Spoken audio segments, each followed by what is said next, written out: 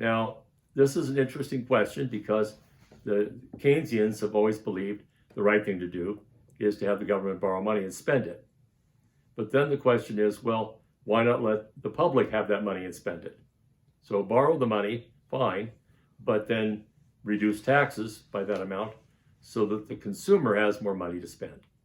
And this is one of the debates that's been going on for some time between conservatives and progressives. The progressives, of course, want to control the money and decide where to spend it. The conservatives think we should give it back to the American people and let them spend it. Well, what's the problem with this?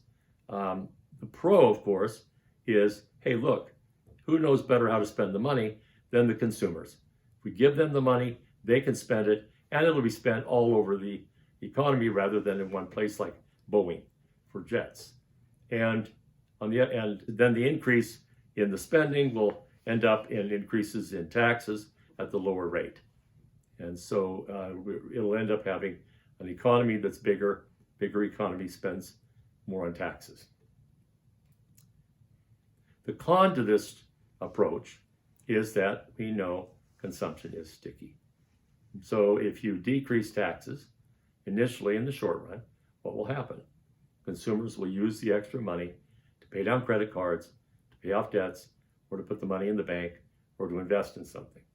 That's not a bad thing because investing does, in the long run, stimulate the economy.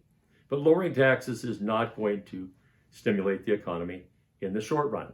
It's not going to help the housing industry when the housing crisis has collapsed.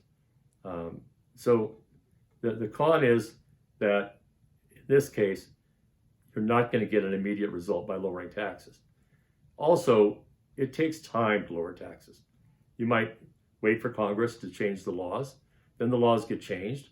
Well, they're not going to make them retroactive, so the benefit to the public isn't really going to be seen either till later that year or the next year, and by then, of course, the recession will be a thing of the past. So the arguments on both sides are weak because government spending, just increases the debt, as we've talked about, and ends up crowding out in the market for vulnerable funds.